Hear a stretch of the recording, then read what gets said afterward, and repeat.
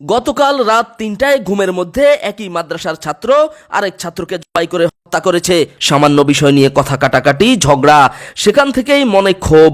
সেই ক্ষোভ থেকেই হত্যার পরিকল্পনা করে একই মাদ্রাসার ছাত্র ময়মনসিংহ জেলার টেঙ্গাপাড়া গ্রামের আবু সাইদ।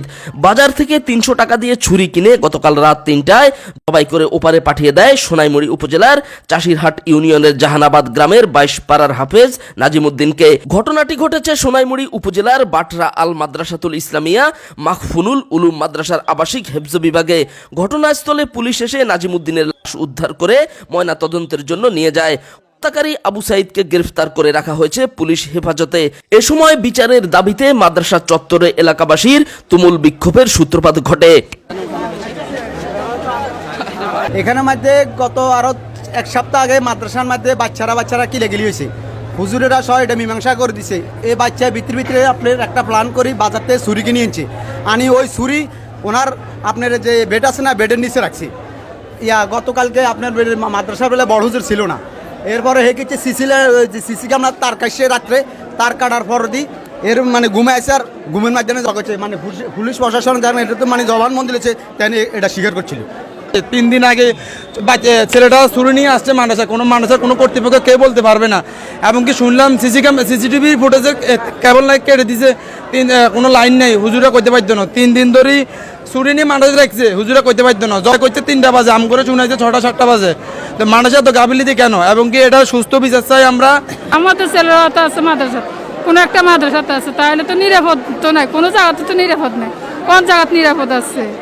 এই যে শিশুদেরকে মারছে, আমরা এটা সুস্থ বিচার চাই। আমরা মাদ্রাসা তাঙ্গ ছেলেগুলো দিই, ছেলে মেয়ে দিচ্ছি, নাতি নাতকে দিচ্ছি। এখন মাদ্রাসাটার মধ্যে যে এত দুর্ঘটনা ঘটতে আছে, সব মারি গেলাইতে আছে, এটার আমরা বিচার চাই। হ্যাঁ, আমার ছেলে হেফজ লাইনে আছে, আমি তো এটার নির্বিচার চাই। এভাবে আমরা তো ভয়ে আছি, তাইলে আমরা কিভাবে বাচ্চারা পড়ালেখা করাই? এই বাচ্চা এখন মারা গেছে, তখন যে আমাদের দ্বারা আমাদের বাচ্চা না হইব এমন গ্যারান্টি কি? আমরা এটার বিচার চাই। বাংলাদেশের প্রশাসনের লোক যদি সচেতন হয় আর মনে হয় গ্রামে হইতো না। একমাত্র প্রশাসন সচেতন না হওয়ার কারণে সকল জায়গায় গ্রামে হইতেছে। এগুলি সুষ্ঠু বিচার হওয়া উচিত, এদের পাশে হওয়া উচিত অন্যায়কারীদের। বাইরের ছাত্র বা বাইরের শিক্ষক না রাখার ব্যাপারে যথেষ্ট ভূমিকা রাখবেন। যদিও রাখতে হয় খুবই সিক্রেটভাবে, খুবই তথ্য প্রমাণ সহ, তার যুক্তিসঙ্গত আইনি ভিত্তি সহ, তখন তাকে যদি রাখা হয় তখন তার ভিতরে মানে বিভিন্ন অনুশোচনা জাগবে না, আমার তো ডকুমেন্ট বা আমার বিভিন্ন পরিচয়, আমার বিভিন্ন এনআইডি এগুলো তার কাছে আছে, আমি পার পাওয়ার কোনো সুযোগ নেই।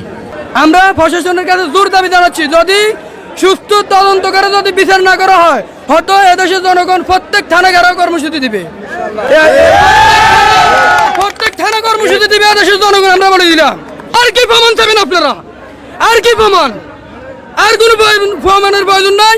তাকে গ্রেফতার করে আনে, গ্রেফতার আছে, তাকে এখানে গ্যাসের সাথে তাকে ফাঁসির গ্যাসটা তুলাতে হবে। উপজেলা ইউপি চেয়ারম্যান ঘটনাস্থল পরিদর্শন করেন এবং আসামির উপযুক্ত বিচারের আশ্বাস প্রদান করেন। হত্যাকারী সেও এটার মধ্যেই ছিল। তার ট্রাঙ্কের নিচে ছুরি পাওয়া গেছে, তার স্বীকারোক্তি পাওয়া গেছে। This is clear.